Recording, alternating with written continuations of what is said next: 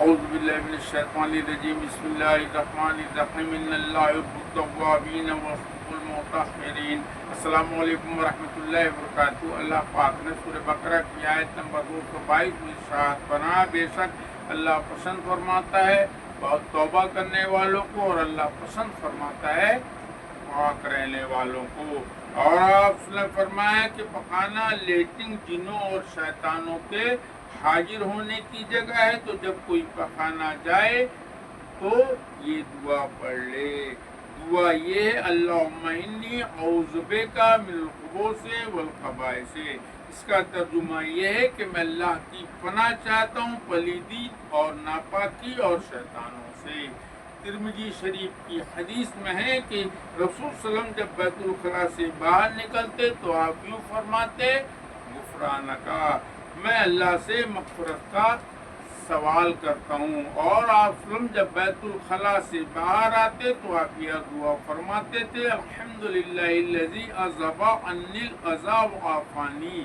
اس کا ترجمہ یہ ہے کہ حمد اللہ کے لیے جس نے تکلیف کی چیز مجھ سے دور کی اور مجھے آرام دیا۔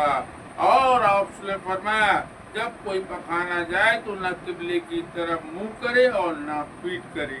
اور آپ نے فرمایا، تناسل پیشاب کی جگہ کو دائیں ہاتھ سے استنجا کرنے سے آپ صلی اللہ علیہ وسلم نے منع فرمایا۔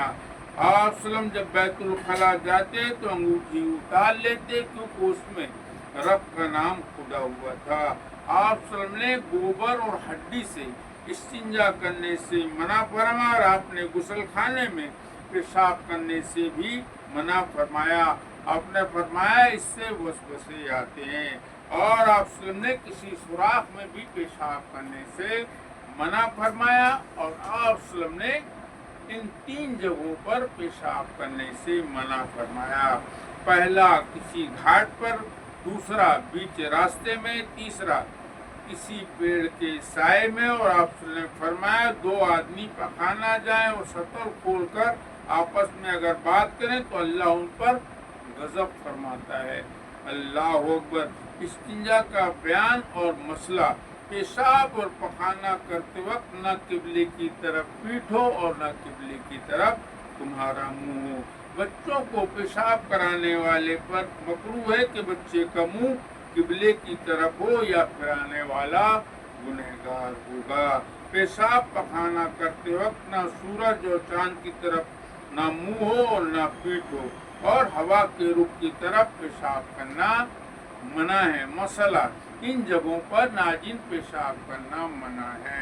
کنواں، حوض کے کنارے، چشمے کے کنارے، بہتے پانی میں، گھاٹ پر، پھلدار درخت اور اس کھیت میں بھی پیشاب کرنا منع ہے جس کھیت میں کھیتی موجود ہو۔ اور ان جگہوں پر بھی پیشاب کرنا منع ہے جہاں لوگ بیٹھتے ہوں، مسجد کے کنارے، عیدگاہ کے قریب میں، قبرستان میں، مویشی باندھنے کی جگہ میں، اور راستے میں، اور غسل خانہ، وضو کرنے کی جگہوں پر پیشاب کرنا مکروہ ہے۔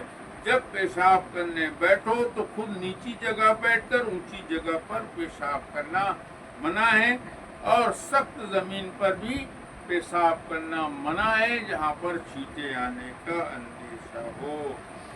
کھڑے ہو کر پیشاب کرنا منع ہے۔ ننگے سر پیشاب پخانا جانا منع ہے۔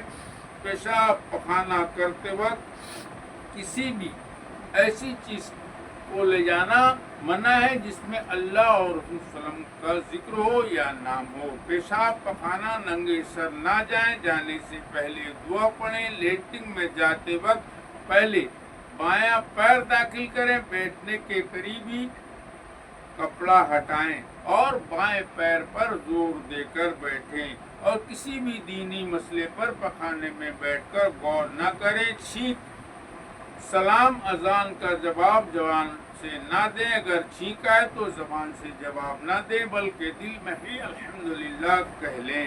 بنا ضرورت شرمگاہ اور نجاست کی طرف نہ دیکھیں، نہ دیر تک بیٹھیں لیٹنگ میں، اس سے بواسیر ہونے کا خطرہ ہوتا ہے۔ پیشاب پر نہ تھوکیں، بنا ضرورت نہ کھکاریں، نہ ناک صاف کریں، ادھر ادھر نہ دیکھیں بلکہ شرم کے ساتھ پخانہ کرنے سر جھکا کر بیٹھیں اور نہ آسمان کی طرف دیکھیں۔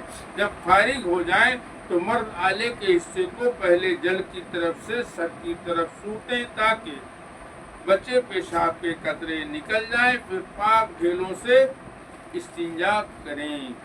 دائیں ہاتھ سے پانی بہائیں، برتن اونچی جگہ پر رکھیں، پخانہ سے فارغ ہو کر پہلے پیشاب کی جگہ دھوئیں، پھر پکانے کا مقام دھوئیں اور پاک کرتے وقت پخانے کا مقام سانس کا زور نیچے دے کر ڈھیلا رکھیں، پھر اچھی طرح دھوئیں تاکہ بدبو باقی نہ رہے۔